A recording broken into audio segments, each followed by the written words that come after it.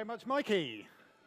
And we'll go straight onto the slides. So I'm going to talk to you about Sizzle, Salience, and Social Proof, the 4 golden rules of communicating sustainability. I'm delighted to be here in Scandinavia. I always seem to come in midwinter, which of course is the best time of year to come. And that was, of course, Keith Flint of The Prodigy, because I'm the first of your fire starters.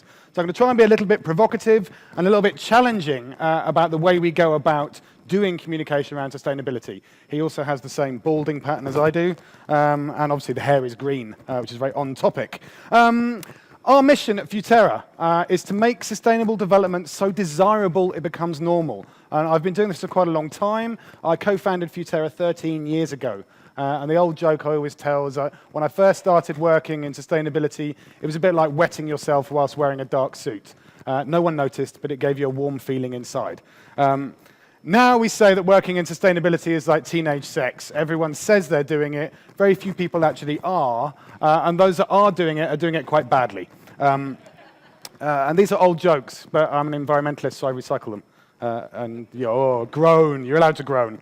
And really, my take on sustainability is if you want to subvert the dominant paradigm, you have to have more fun than they are and let them know while you're doing it, because people will engage with you then. They'll want to come and play. They'll want to get involved. And this is a picture of my team. These are my Futerrans on our away days last year, our 50 Shades of Green fancy dress outfits.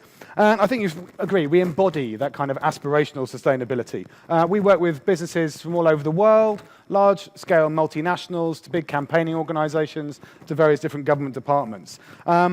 And really what I want to do is I want to bust some myths. You know, this is not about saving the planet. This is about saving us. Let's make that really clear right from the word go. The environmental architect Michael Paullin tells a great joke about 2 planets walking along through space. And one starts itching and scratching and looking really uncomfortable. And the second one says, "What's wrong?" And the first one says, "I've got a terrible case of Homo sapiens." And the second one says, "Don't worry, be gone soon." So this is what we're here for. You know, we're here about saving ourselves. And I want to challenge you, because sustainability is not boring. Sustainability does not send people to sleep. Sustainability is not tedious. Equally, sustainability is not complicated.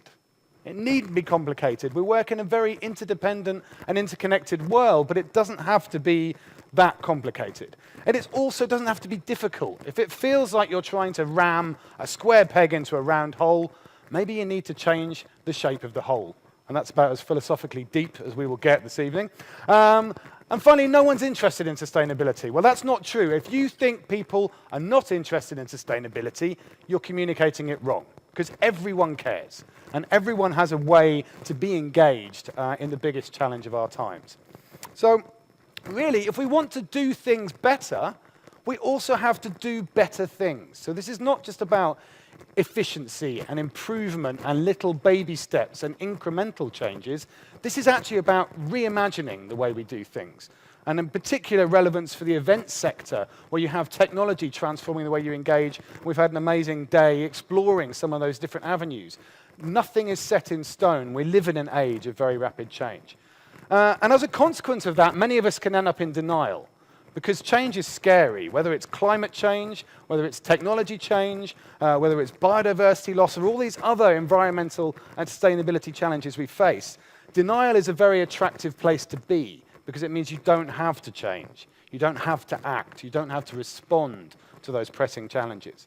And we know that something is shifting when even a radical left-wing leaning publication like Bloomberg Businessweek is publishing headlines such as this. There are seismic changes going on in society. And equally, we also know that things aren't all hunky-dory in our guts. We don't feel it right in our bellies. You know, we know that we've got richer and that we've got more money to spend than any time, perhaps recent history, especially if you're Norwegian.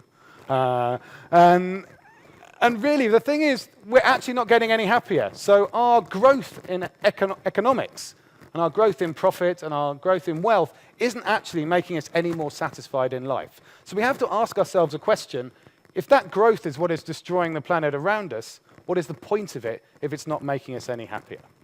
And it's tough when the wider cultural narrative is telling us to do something entirely different. It's like, get out there and shop. it's your patriotic duty, or if you want to put it more directly, buy more shit or we're all fucked. And so we have to have deeper meaning to what we're trying to do with our lives, or trying to do in our lives. And my challenge to you is to say, when people say you can't reconcile the challenges of economics with the challenges of the environment, I say you've got a very tiny mind, because that's the biggest challenge of our time, is to integrate those two things. And many people will try and frame this in difficult ways to say there's kind of a tension between the economy and the environment. And actually, they're doing the mathematics wrong. This is Amory Lovins, the famous sustainability engineer. He said, if you think it's about cost, burden, and sacrifice, you're wrong. This is about profit, jobs, and competitive advantage. This is the way we do business in the 21st century successfully. And if you think about this as a notion of progress, we like to think of progress as a linear thing, that it goes in one direction. But actually, progress can peak and trough and ebb and flow and go backwards if we take our eyes off the ball. And this is what we call a progress trap. And a progress trap is where our pursuit of progress actually creates conditions which actually undermine our potential for future progress. And climate change is a perfect example of this, whereby our pursuit of cheap, available, abundant energy is creating carbon emissions which are causing climate change and therefore undermining our potential for future progress. So this is important if you look at the way that sustainability is perceived, because we are progressives. But we are not blindly opposed to progress, we are opposed to blind progress. And I think much of the progress that we achieve at the moment is blind to the reality in which we find ourselves and blind to the challenges that we currently face. And we're all familiar with the story of Kodak. Kodak is a famous business, 1970s. Kodak invented the digital camera. And someone at Kodak said, this is a terrible idea. This is going to completely undermine our own business model. So we better put that one on the shelf and hope it goes away. And the fatal mistake that Kodak made, which ultimately led to them filing for bankruptcy last year, was the fact that you don't get to decide whether you disrupt your own business model. You either disrupt your own business model or someone disrupts it for you. And that's the fundamental thing. Complacency leads to ruin and failure. And I think actually we might see a change. The Kodak moment used to be that moment you captured on film and put the lovely photograph of the memory in your family album. I think the Kodak moment will become synonymous with when a business, or perhaps an organization or a whole sector of society, is in flat denial of changing circumstances, having their own Kodak moments. So what we're here to do over the next day or so is to try and understand how the events industry can avoid having its own Kodak moment. And the Norwegian environment minister told a lovely joke along these lines. Who recognizes this gentleman here? Yes, some more mature people in the audience. Brezhnev, Leonid Brezhnev, the former leader of the Soviet Union. And anyway, Brezhnev was on his deathbed, and his successor, Andropov, comes to see him. And Brezhnev says, I'm very worried, comrade. And Andropov says, what are you worried about, comrade? And Brezhnev says, I'm very worried that the people won't follow you. And Andropov says, don't worry, comrade, the people who don't follow me will follow you. So in terms of sustainability, we've all got to be moving in that direction. And what I've seen in the 13 years I've been running Futerra is like the question has changed. We used to ask ourselves a question, what should our sustainability strategy be in the context of our business? Now it's reversed, and people are saying, what should our business strategy be in the context of sustainability? What can you add to the world? What is the positive contribution that is going to be invaluable? That's the fundamental thing. And in the context of events, that is the where, the when, the how, the what you are engaging people on.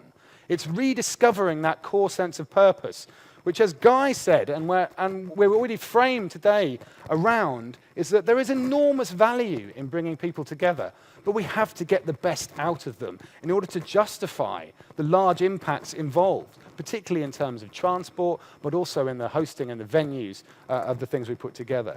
And the events industry needs a strong sense of purpose to have that real value, the real benefit, the real justification of aggregating people together in one place. And I think, and I don't often quote Donald Rumsfeld, I think the power of events is about the unknown unknowns. The best events you ever go to are where you learn something completely unexpected, where you don't learn something from the specific agenda, you learn something completely random, the unknown unknowns. When we look down a kind of program and we anticipate what we might get out of the sessions or the discussions or the coffee breaks, it's the unknown unknowns which are the really powerful element of what makes a great event a truly brilliant event, where actually the value that comes from bringing people together is beyond. The whole is greater than the sum of the parts. And I think there's 4 ways of focusing on bringing this to life, and this is what I want to leave you with. The first one is the stories.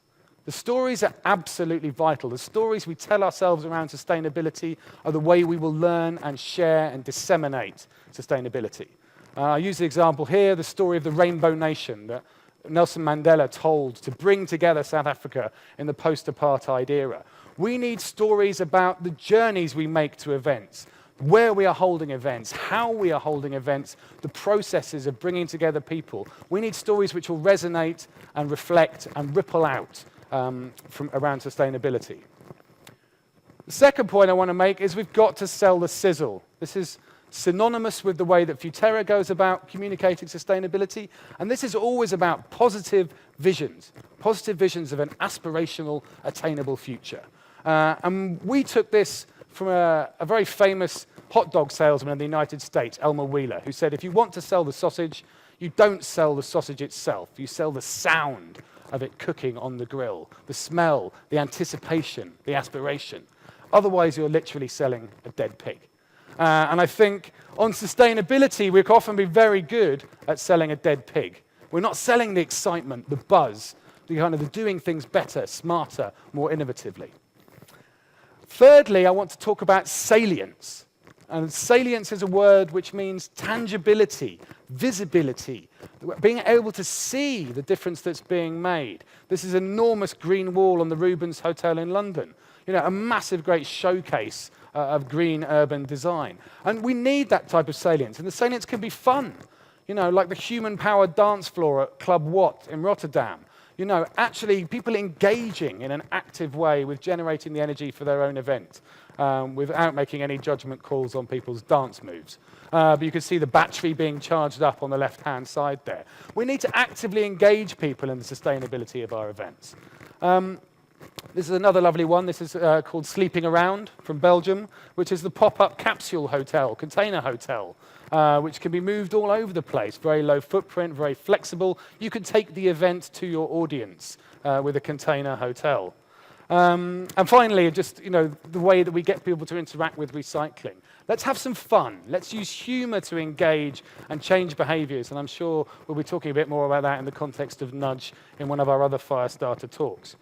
But to finish, I think the problem that we often face with sustainability is it suffers from the bystander effect. And what the bystander effect says, if you fall over and hurt yourself in the street, you better hope there's only one person there to help you.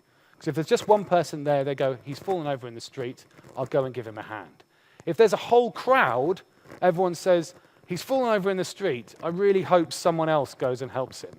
And the trouble is, sustainability can often suffer from the biggest bystander effect. When everyone says, this is such a big, scary, urgent challenge, someone else must be doing something about it, right?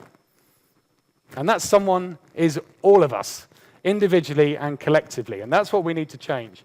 And I like this cartoon from the American magazine, The Onion. How bad for the environment can throwing away one plastic bottle be? 30 million people wonder.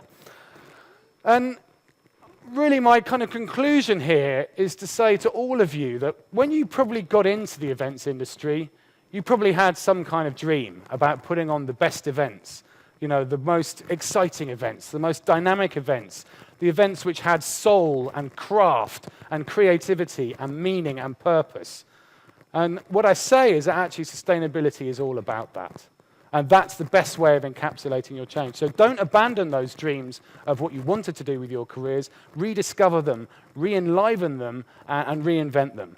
Because really, if we can tell the right stories, if we can generate the sizzle, if we can create salience and visibility around sustainability and create a social proof to overcome the bystander effect, then we can make sure that sustainability is not boring, complicated, difficult, or uninteresting to people.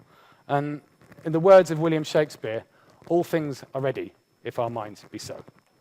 Thank you very much.